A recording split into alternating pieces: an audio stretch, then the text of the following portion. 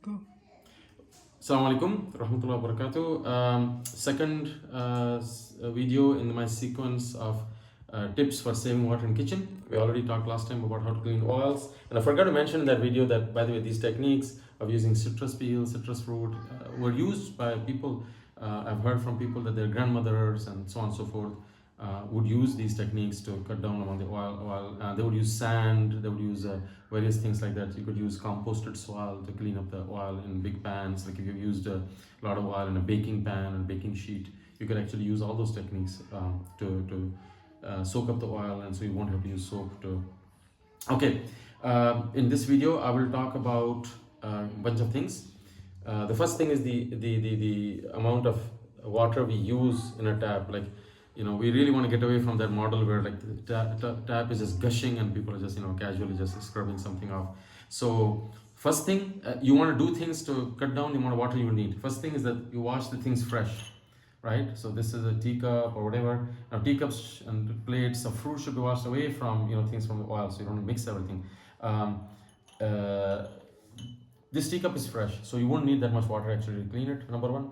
Number two, if we're lazy sometimes, we're busy, let's say I left these teacups here or cereal bowls and they're all dried up, right? So you don't want to gush it and just clean it that time. Just put some water in them, soak them, right? And that will cut down the amount of water you'll use. And then you could, like, for example, if you had soaked this cup with water and now you could pour this into another cup and clean this off, so you could use the same water a few times to soak multiple things and not use so much water for soaking as well. So there are many things we could do. So let's talk about now using the tap. Some people actually use a little tub in which they put some water, but let's say if you use a tap, I love it to actually use a tap, but I don't open it in gushing speed. Actually, I'm trying to control this tap. This is not my kitchen. I'm doing it in this friend's kitchen because it's a good window lighting here, because my kitchen doesn't have window lighting. So here, I just literally control the stream to a very small stream. Initially may seem frustrating and slow, but actually it's very nice. You find it's very therapeutic. Because there's only tea here, right? There's not much. Here is my scrubber. I have my scrubber here. Whatever you use, no soap. I don't have soap in the scrubber because I don't need soap to clean tea. There's a lot of misunderstanding people have, like, oh, if I have a cereal bowl or tea, how am I going to clean the bacteria without the water, without the soap? And that's not true.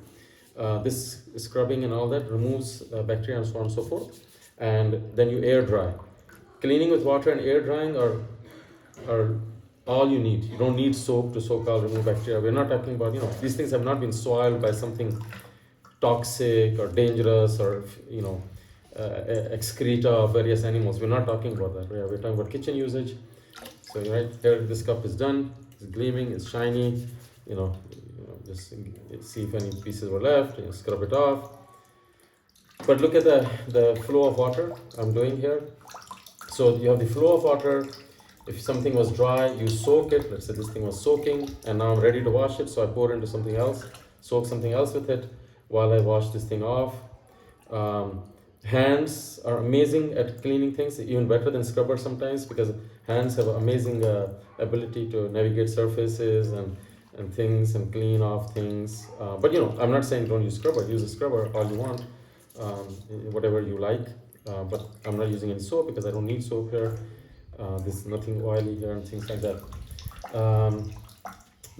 You may have noticed that I'm actually collecting water in a bucket. Again, this is not my kitchen. In my own kitchen, I have a tub the size of the sink, because if you were at your own house, you could actually route the water to be going directly to garden. If you have a garden you planted. I personally, what I do is I collect in buckets and tubs because I don't have my own house. So and then I use it for watering the compost heap, for watering some plants out in the backyard and the garden. And this water has what? Little fragments of tea in it, some residues of tea, and a little bit food here and there. If it's very heavily soiled with food, then put it in the compost. Otherwise, you can directly use this water to water your garden. Another thing, last thing, is when you have a very soiled plate. Let's have a plate and with a whole bunch of omelette left over in it. You really don't want to bring it here. So take a hand or something, collect all that food into compost.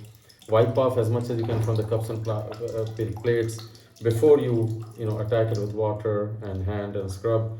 so that way you can not clog your sink, not have too much organic matter in the water that you're gonna use for watering.